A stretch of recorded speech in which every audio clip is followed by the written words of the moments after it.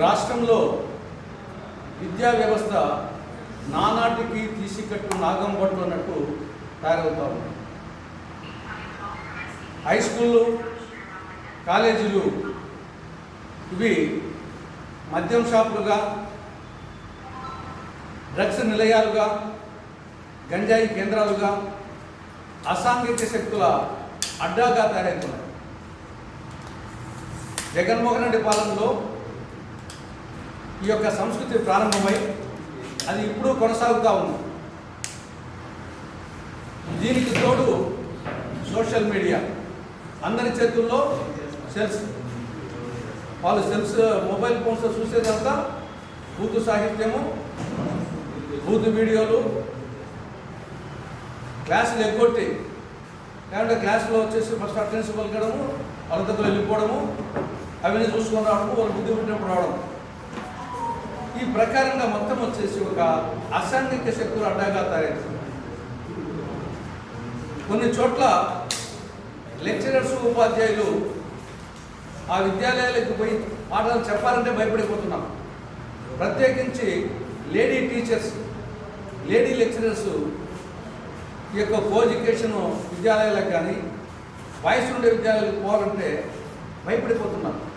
వాళ్ళ చూపులు, వాళ్ళ బిహేవియరు ఆ విధంగా తయారైపోతూ ఉంది. ఒక అసాంఘిక శక్తులుగా, వెరితరులుగా తయారవుతున్నారు విద్యాలయాలు. కాబట్టి ప్రభుత్వము దాని మీద కాన్సన్ట్రేట్ చేయాలి. సరే, ఈ లోపల వచ్చేసి ఒక టాస్క్ ఫోర్స్ పెట్టారు చంద్రబాబు నాయుడు గారు, ఏదో ఒక పెట్టాలని, కానీ ఇమ్మీడియట్గా రంగంలోకి దించాలి. లేకుంటే మొత్తం కంట్రోల్ తప్పే పరిస్థితులు ఉంది. వీటి మీద కాన్సన్ట్రేట్ చేయకుండా చంద్రబాబు నాయుడు గారు ముగ్గురికి తక్కువ లేకుండా కనండి, రోడ్ల మీద విడిచండి, నువ్వు చేయాల్సిన పని వచ్చేసి ఆల్రెడీ ఉన్న పిల్లలకు వచ్చేసి వాళ్ళని మంచి మార్గంలో పెట్టడానికి ఆ ప్రయత్నాలు చేయకుండా ముగ్గురి పిల్లలకు తక్కువ లేకుండా కనండి అనేది అది పెద్ద సందేశమైనట్టు ఆయన వచ్చేసి ఆ నిర్ణయం తీసుకుంటున్నాడు. ఇప్పటికే పాపులేషన్ ప్రపంచంలో మొత్తం ప్రపంచ పాపులేషన్ వచ్చేసి జనాభా 816 కోట్లు.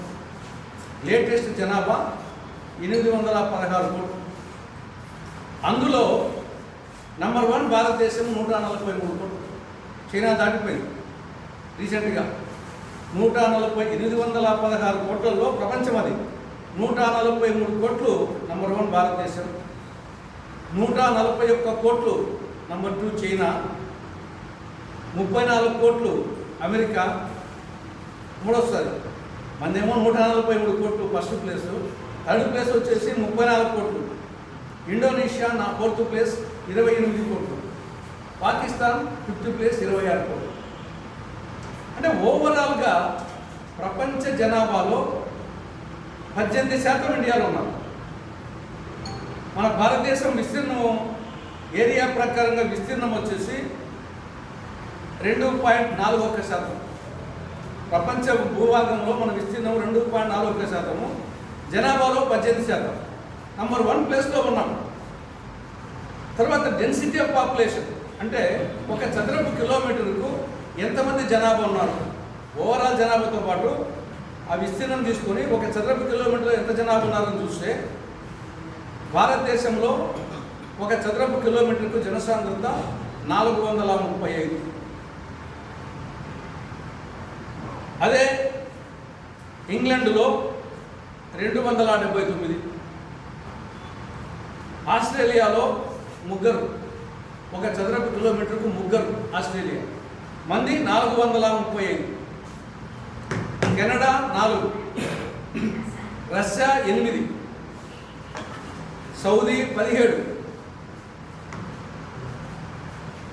తర్వాత అమెరికా 35, జపాన్ 326, చైనా 149, ఫ్రాన్స్ 101. అంటే జనాభా తీసుకున్న, జనసాంద్రత తీసుకున్న అమెరికానేమో 35 ఒక చదరపు కిలోమీటర్, మందేమో 435.